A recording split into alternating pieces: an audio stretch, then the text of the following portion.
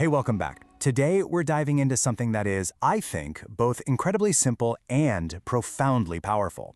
We're going to talk about how to turn our faith into actual, tangible, everyday action. We're breaking down what it really means to be a blessing to the people around us.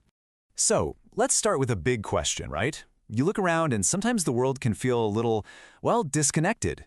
So how do we, just regular people, actually make a positive impact? How do we become that source of light everyone talks about? Well, that's exactly what we're going to get into. And really, the whole thing starts right here, with this one core idea. This is the why behind it all. See, the point isn't just to receive this amazing gift for ourselves and keep it locked up. The idea is that we're changed by it so that we can't help but share it. Put simply, we're saved to shine and we're called to bless. The two things are completely linked. Okay, so let's get down to basics. That word, blessing, can sound kind of big, maybe even a little formal or intimidating. What does it actually mean? What does it look like when you're just, living your life? Let's define it.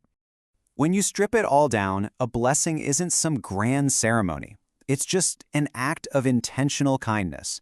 And that word, intentional, that's everything. It means we're making a real, conscious choice to show kindness to somebody. It doesn't just happen by accident. And that's the absolute beauty of this concept. You don't need a special degree or a ton of money or some important title. Anybody can do this. You can do this. And honestly, it's those small, simple acts of kindness that can have the most powerful, heart-opening impact. And listen, this isn't some new strategy we just came up with. We've got the perfect model for this. Think about it. Before Jesus even began his deepest teachings, what did he do? He met people where they were, he healed them, he fed them, he performed these incredible acts of kindness. These were blessings, and they prepared people's hearts to hear his message. Kindness can open doors that a good argument never could.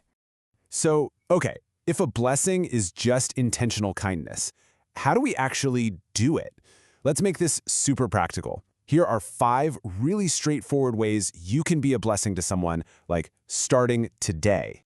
Just look at this list for a second. Encouragement? That could be a simple text message saying, hey, I'm thinking about you. Service? Maybe it's helping your neighbor carry in their groceries. Generosity? That could be as simple as buying a coffee for the person behind you in line. Prayer is just taking a quiet moment to truly care about what someone's going through.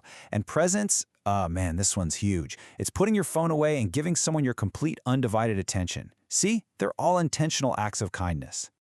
And just so we're clear, this isn't some modern self-help tip or a trend from a lifestyle blog. This idea is a core principle, woven all the way through Scripture. It's an ancient promise that's tied directly to our purpose. This verse from Zechariah just lays it out so perfectly. Notice the two parts. There's a cause and effect. So will I save you, and you will be a blessing.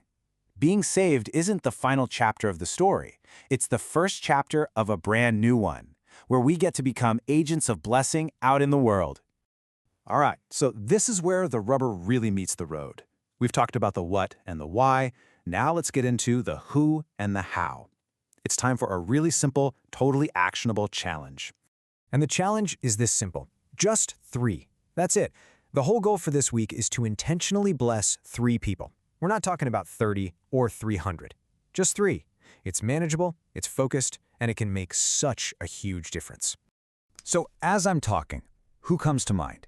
Seriously, just take a second right now and think. Who pops into your head? Maybe it's a coworker who seemed really stressed lately, a family member you haven't really connected with in a while, maybe a neighbor who you know is going through a tough time. Just hold those names in your mind. Okay, so now we have the whole framework, right? We know what a blessing is, it's intentional kindness. We've got 5 simple, practical ways to do it, and now we have our challenge. Just focus on 3 people. And here's the beautiful result of all of this. When we make that choice to bless someone, it's so much more than just a nice gesture. Our simple, intentional acts of kindness, they become a channel for a much bigger, much brighter light to shine right through us and out into the world.